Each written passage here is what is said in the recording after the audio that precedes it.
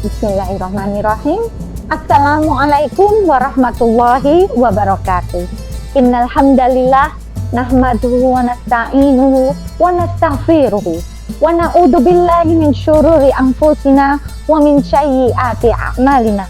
May yahdihillahu fala mudhillalah wa may yudlilhu fala hadiyalah. Wala haula wala quwata illa billah. Rabbis shrah li sadri wa yassir li amri wahlul 'uqdatam min lisani yafqahu qawli. Rabbi zidni ilman warzuqni fahma. Alhamdulillah, puji syukur kehadirat Ilahi Robbi yang telah senantiasa melimpahkan rahmat, taufik, hidayah, inayah, barokahnya kepada kita semua. Sehingga alhamdulillah pada tahun ini kita masih diberikan kesempatan untuk bertemu dengan bulan Ramadan, bulan yang sangat suci, bulan di mana di dalamnya kita masih harus banyak belajar untuk bisa meningkatkan keimanan kita. Bulan yang penuh ampunan yang diberikan oleh Allah Subhanahu wa Ta'ala. Yang kedua, sholawat serta salam hendaknya senantiasa tercurahkan kepada Rasulullah Muhammad Sallallahu Alaihi Wasallam, sang uswah yang telah menghijrahkan kita semua dari zaman jahiliyah, zaman kebodohan, zaman kebobrokan, ke zaman yang lebih terang benderang, penuh hidayah dan ridho dari Allah Subhanahu wa Ta'ala. Anak-anakku sekalian yang aku cintai, perkenalkan, saya adalah Ibu Zuaimah. Saya pengajar bahasa Inggris di SMP Negeri 9 Madiun. Kali ini saya akan menceritakan salah satu tokoh Islam, sahabat Nabi yang sangat gigih dalam belajar. Namanya adalah Salman Al-Farisi. Anak-anakku yang aku sayangi, pernahkah kalian merasa bingung ketika mencari jati diri atau merasa mentok menghadapi masalah tugas sekolah yang sangat sulit? Kali ini Mizu ingin bercerita tentang seorang sahabat Nabi yang sangat keren, namanya Salman Al-Farisi. Beliau adalah bukti nyata bahwa anak muda itu harus punya dua hal yang harus dimiliki sebagai bekal dalam kehidupannya, yaitu yang pertama kegigihan dan yang kedua adalah kreativitas. Baiklah, kita masuk ke pembicaraan yang pertama, yaitu sang petualang pencari kebenaran. Salman bukan orang Arab. Beliau berasal dari Persia atau yang sekarang dikenal sebagai negeri Iran. Beliau adalah anak dari salah satu tokoh agama yang kaya raya. Hidupnya sangat enak. Kalau anak-anak sekarang bicara atau menyebutkan orang-orang yang hidupnya enak, anak orang kaya kayak anak sultan seperti itu. Tetapi Salman merasa ada yang kurang. Ia merasa hidup bukan cuma soal makan dan tidur enak, tapi soal mencari kebenaran. Ia menempuh perjalanan ribuan kilometer, berpindah dari satu guru ke guru yang lain. Bahkan sempat Salman Al-Farisi ditipu dan dijual sebagai budak di Madinah. Bayangkan, dari anak orang kaya menjadi budak. Tapi apakah dia menyerah? Tidak. Di Madinah, ia akhirnya bertemu dengan Rasulullah Muhammad Sallallahu Alaihi Wasallam dan menemukan apa yang ia cari selama ini.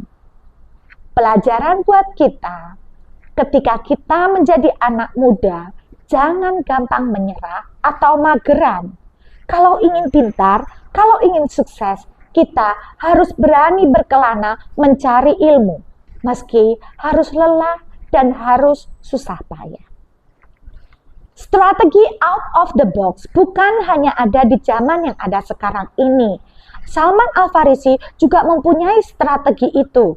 Pada saat itu adalah sedang dilaksanakan perang Khandaq atau perang Parit. Perang ini adalah perang yang sangat menyedihkan buat orang-orang muslim. Karena dari segi jumlah orang muslim itu sangat sedikit. Sedangkan pasukan musuh yang akan menyerang jumlahnya 10.000.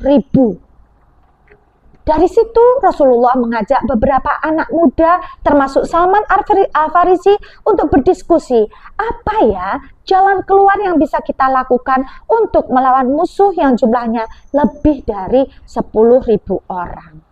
Kemudian Salman Al-Farisi menyampaikan idenya dengan sangat berani. Salman Al-Farisi dikenal sebagai engineer atau insinyur pertama dalam sejarah perang Islam. Berkat parit yang digali bersama-sama, musuh tidak bisa masuk ke Madinah, dan di negeri Madinah seluruh umat Islam pada saat perang Khandaq selamat dan menang. Pelajaran kita di perang Khandaq ini adalah ketika kita berada di sekolah, jangan hanya jadi pengekor atau follower teman-teman yang lain. Kita harus berani berpikir kreatif, berpikir out of the box. Kalau ada permasalahan, jangan cuma mengeluh atau menyalahkan lingkungan yang ada di sekitar kita, menyalahkan orang tua kita, menyalahkan teman-teman, menyalahkan bapak dan ibu guru, atau bahkan menyalahkan sekolah. Tetapi yang harus kalian lakukan adalah mencari solusi inovatif, solusi yang bisa kalian lakukan untuk mengatasi masalah itu seperti yang dilakukan Salman di perang Khandaq.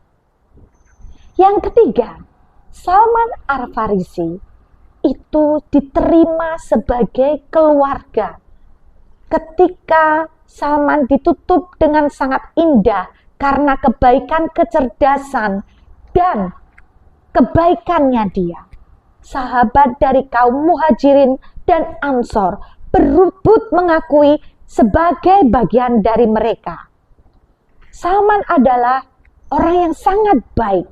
Dia sangat berani sehingga semua orang ingin menjadikan dia bagian dari keluarganya.